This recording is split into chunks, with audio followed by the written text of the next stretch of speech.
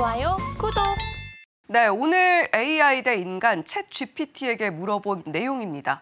DB 하이텍이 물적 분할을 결정했다라는 기사 어제 확인을 하셨죠. 과연 주가 반응은 어떻게 나타날까라고 챗 GPT에게 물어봤습니다. 어떤 답변을 내놨을지 확인해 보시죠. 네, 챗 GPT는 이런 답을 내놨습니다. 물적 분할을 통해서 주식의 유동성이 늘어나게 되고 주식 유동성이 늘어나게 되면 주식을 살 수 있는 사람들도 늘어나면서 주식에 대한 접근성이 높아질 것이다 라는 답변을 내놨고요. 따라서 물적 분할이 결국에는 시장 참여자들에게 긍정적으로 작용할 것이다 라는 답변도 함께 내놨습니다. 자, 하지만 시장 흐름, 전반적으로 시장 상황이 좋은지 나쁜지를 체크를 한번 해봐야 되고요. 그리고 이 물적 분할에 대한 기대감이 주가에 미리 선반영이 되어 있는 상태인지, 만약에 선반영이 되어 있다면 주가의 상승폭이 상당히 또 제한적일 수밖에 없겠죠. 이런 부분까지 함께 체크를 해봐야 한다라는 답변을 내놨고요.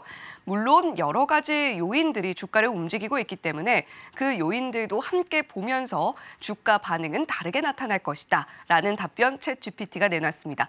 자, 강관우 앵커님, 오늘도 이렇게 물적 분할 사실 좀 어렵게 느끼시는 분들이 많으실 것 같고 네. 저도 역시 그렇습니다.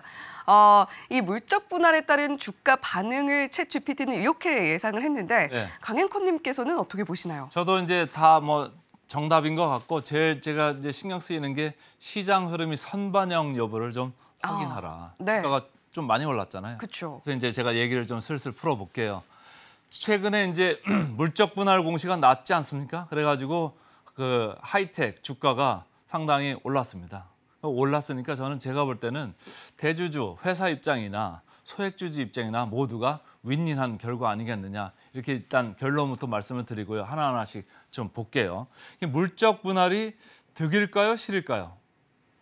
이게 물적 분할이라는 게 이렇게 쪼개는 거예요. 네. 보면은 물적 분할은 수직 분할이라고도 합니다. 인적 분할은 수평 분할이에요. 이따 슬라이드에서 지금 이제 나오겠습니다만은 네. 회사 입장에서는 물적 분할이 최선인 거예요. 물적 분할을 하면 여러 가지 장점이 있거든요. 그 장점 중에 지금 나오고 있습니다만은 자금 조달하는 데 가장 용이하고 물적 분할을 하면은 100% 자회사가 되기 때문에 지배력이 아주 튼튼합니다. 나중에 돈을 좀 받는 한이 있더라도 지배력이 계속 50% 이상은 유지를 할 수 있는데 소액 주주들한테는 조금 부정적일 수 있어요. 왜냐하면 자기가 이 물적 분할하는 회사의 주식을 단 한 주도 못 받습니다. 그렇기 때문에 소액 주주들은 이제 불만이 좀 많은 거고 그래서 주주가치 희석 가능성이 좀 있다. 이렇게 이제 보시면 되고 그다음 화면을 보시면은 제가 이제 도표를 하나 찾아왔는데 분할 전에 저렇게 10%를 가진 주주는 인적 분할을 하면 양쪽 다 이렇게 가져요. 네. 10%씩. 그래서 우리가 수평 분할이라고 하는 거예요. 수평이지 않습니까? 근데 물적 분할은 수직 분할이라고 해요. 밑으로 갑니다. 자회사. 그 대신 100% 자회사로 가는데 저 위에 있는 주주는 그냥 이 B라는 회사의 10%만 들고 있을 뿐이지 네. 저 C라는 회사의 지분을 직접적으로 소유하지 않습니다. 거기에 불만인 거죠. 인적 분할 같이 다 주면 좋은데 네. 이거 뭐 안 주잖아요. 그렇죠. 그러니까 상당히 불만이 있을 수밖에 없다. 그런 거고 그다음 화면을 보시면은 이 분할을 예입니다. 지금 보면 물적 분할도 있고 인적 분할도 있어요. 근데 인적 분할을 하면은 사실은 그 회사를 두 개로 수평으로 쪼개는 거기 때문에 네. 이 회사의 시가총액을 더해 놓으면은 분할 전이나 별 상관이 없어요. 별 차이가 없어요. 근데 물적 분할을 선언하는 순간 네. 주가는 요동을 쳐왔습니다. LG화학, LG에너지솔루션 그 물적 분할할 때도 그랬고 주가가 엄청나게 떨어졌거든요. SK이노베이션, SK배터리죠, SK온 네. 여기도 마찬가지였는데 이번에는 경우가 좀 달랐습니다. 왜 달랐을까요? 그 이유가 있습니다. 그다음 화면을 보시면 이게 이제 공시 상황이에요. 지난 3월 초에 공시가 났다고 저희 방송 중에서도 제가 말씀을 드렸잖아요. 센티멘탈 대 펀더멘탈 그 코너에서 말씀을 드렸는데 위에 보시면 존속회사가 DB 하이텍, 파운드리라는 걸 하는 회사예요. 네. 그다음에 밑에는 DB 팹리스예요. 팹은 공장, 리스는 없다. 그래서 공장 없는 설계를 하는 거예요. 디자인하는 거고 위에 DB 하이텍은 파운드리, 위탁, 가공, 생산을 하는 회사인데 이런 이제 공시가 나고 나서부터 제가 볼 때는 조금 어떻게 반응할까 이런 게 좀 궁금했었는데 주가는 계속적으로 좋게 반응을 했다. 이렇게 이제 보시면 되고 그다음 화면을 보시면 명분이 좋아서입니다. 명분이. 이게 예전같이 시장하고 소통을 안 하고 이렇게 꽉 막힌 계속 직진성으로 갔다고 하면은 사실은 주가가 어쨌을까 이런 그런 생각도 드는데 네. 명분이 상당히 좋았다. 그래서 명분 하나씩 볼까요? 이게 두 회사를 이렇게 분리하잖아요. 분리하는 이후의 명분을 두 번째 줄입니다. 가장 중요한 게 고객들의 이해상충 이 이슈를 좀 해소를 하면서 우리도 좀 커야 되겠다 이런 얘기를 한 거예요. 고객들이 무슨 이해가 상충을 하느냐 하면 말이죠. 누가 자기가 디자인을 열심히 해가지고 위탁 생산해달라고 이제 맡기지 않습니까? 그럼 이 회사는 위탁 생산만 하면 좋은데 자기 회사 안에 자기도 설계하는 부서가 사업부가 있잖아요. 네. 그러니까 그걸 보면서 기밀이 빠져나갈 수 있잖아요. 아. 그럼 고객 입장에서는 주문을 줄 것도 덜 주는 이런 상황이 있을 수 있어서 네. 이해상충의 이슈가 있다라고 이제 회사는 판단을 한 거고 우리 그 DB 하이텍은 더 분할을 하면서 앞으로 더 크고 싶다 이런 얘기를 한 거예요. 그래서 파운드리, 팹리스 이렇게 각각 독자적으로 분할을 하면서 더 크고 싶다 이런 얘기를 한 거고 비전은 이렇습니다. 그다음 화면을 보시면 기업 가치를 올리겠다는 거예요. 지금에 대비해서 2배 정도 이상 올리겠다 네. 이런 얘기예요. DB 하이텍, 파운드리죠.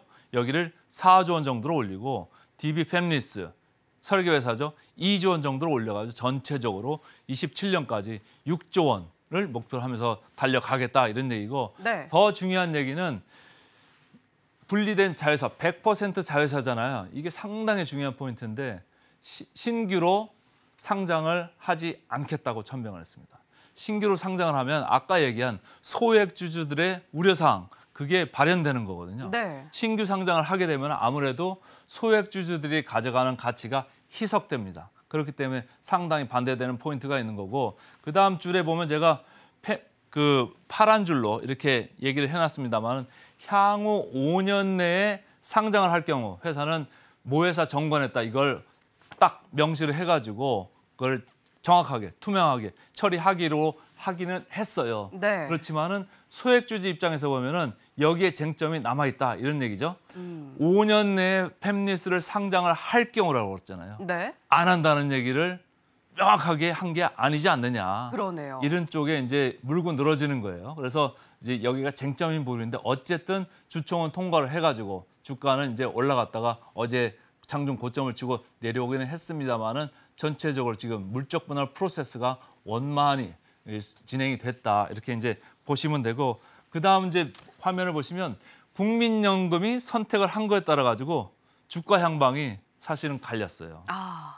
여기 보시면 LG에너지솔루션, SK온 국민연금이 반대했다고 해가지고 이게 물적 분할이 안 된 건 아니잖아요. 네. 근데 반대를 국민연금을 했어요. 그랬더니 주가가 어떻게 됐습니까? 다 떨어졌어요. 양쪽 다. 네. 그런데 DB 팹리스가 분할한다 이런 얘기를 했는데 국민연금은 찬성을 했어요. 왜 찬성을 했냐? 아까 회사가 얘기한 명분이 맞다 이렇게 본 거예요. 그래서 찬성을 했고 주가는 상승으로 화답을 했다. 이제 이렇게 보시면 되고 그다음 화면을 보시면은 이게 바로 그 주가 차트입니다. 저희가 이때 공시 나오고 센티멘털 펀더멘털에서 이 회사 주식 괜찮을 것 같다 이렇게 얘기를 했잖아요. 그렇죠. 그래서 다행히 주가가 급등을 하면서 이제 주총을 맞이한 건데 네.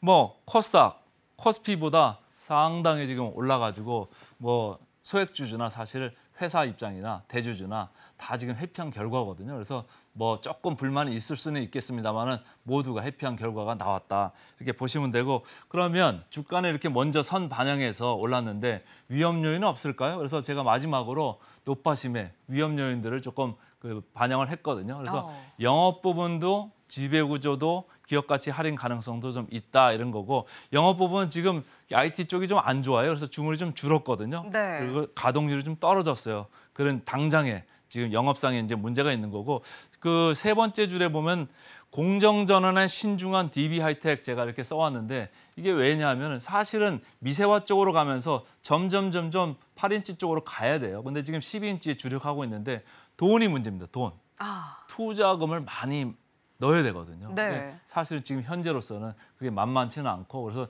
내려가야 되는데 여기에 좀 신중하다 이런 게 좀 리스크 요인으로 앞으로 작용할 거고 지배구조도 아까 얘기한 대로 소액주주들이 여전히 불신하고 있다. 이런 문제가 계속 있을 거고 그 대신 5년은 아직 먼 시간이거든요. 그러니까 당장에 있는 리스크는 아닌 것 같고 제일 마지막에도 이게 위아래로 지금 수직적으로 분할됐기 때문에 밑에 있는 자회사 100% 자회사의 기업 가치가 온전히 반영받기는 쉽지 않을 거다. 이런 리스크가 있을 것 같습니다.